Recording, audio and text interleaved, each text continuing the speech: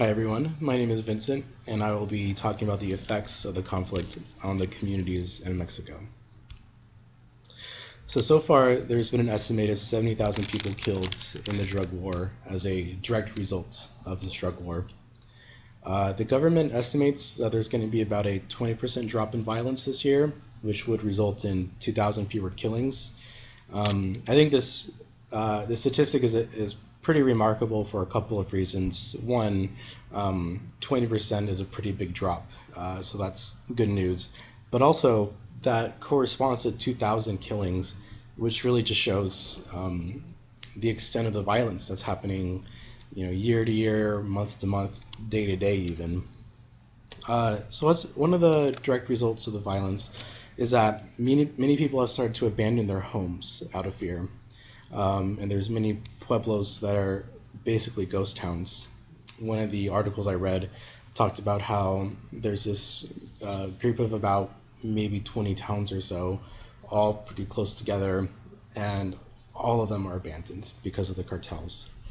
And what happens is that the cartels will come and they'll extort money from the villagers, asking them for a protective tax for I guess, the privilege, so to speak, of living in their town without violence, which often drives people out because they can't pay, or even if they do pay, they're still suspect violence. So what happens is that small groups of armed men will come down to attack the towns, usually in groups of under 100, and they usually have AK-47s, so they're heavily armed, and those who resist are often killed.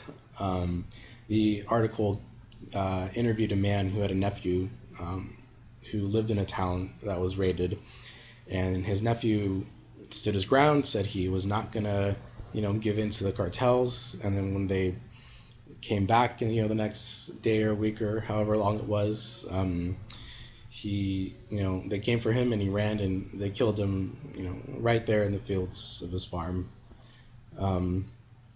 This has resulted in about 1.6 million Mexicans who have been displaced from 2006 to 2011, which averages out to over 300,000 a year, which is just an amazing number of people who have to, leave their residence out of fear. I don't know if you can really see the map on the right, but it shows the extent of different cartels' influences. But you can just sort of see in general just these really large swaths of land that are under control of somebody. And so you can see how difficult it is for many people to leave. Sometimes you have people who are fleeing terrible situations just so that they can, end up in ones that are just bad and not terrible. And especially with as much land is under different control, some people don't really have the means to find somewhere safe. So this in part, and along with other factors, have resulted in a lot of missing people. There's been an estimated 26,000 people reported missing in Mexico. Many of them are seized by drug traffickers or state security forces. Some of those who are kidnapped by the cartels are often forced to work in marijuana fields, or work in their meth labs, or be soldiers, or be couriers, or somehow work for the cartels, and if they don't, then they're killed. So this is one way that the cartels keep their numbers big, which is just by destroying these communities.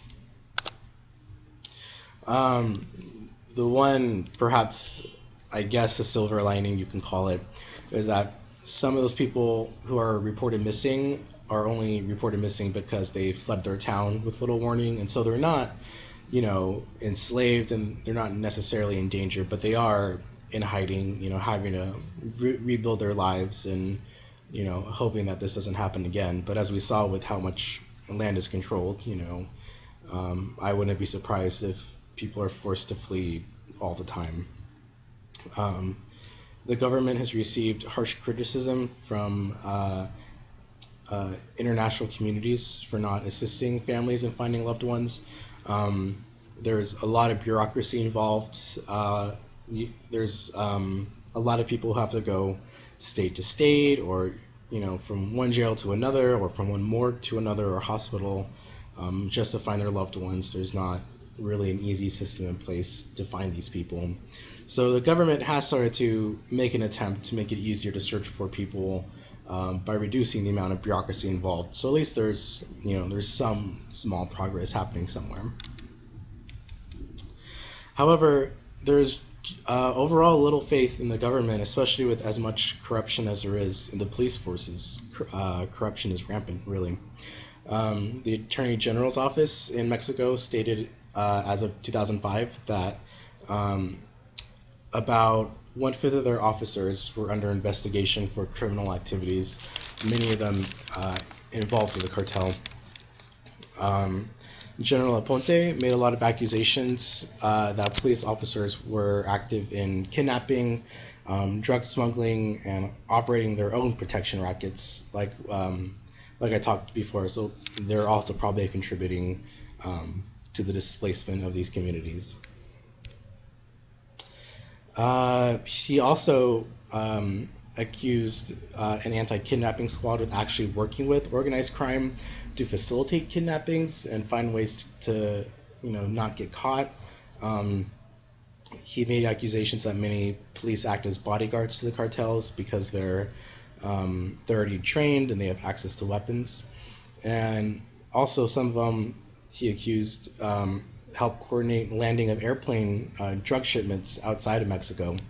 The article didn't really mention more about this, but I was sort of speculating that maybe because they're police officers and our government sort of has a lot of respect for police officers, maybe it's easier for them to get across the border and coordinate these landings. But I'm not quite sure. This is just me theorizing, I guess.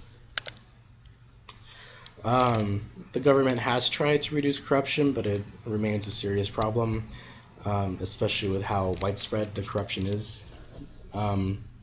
Police corruption, along with rampant cartel violence, has really withered away hope in many citizens who live in areas that are heavily controlled by the cartels. As a result of this, people have been starting to take justice into their own hands. An article I read mentioned that in the state of Guerrero, vigilante groups have been arising in places rife with crime, particularly rural areas.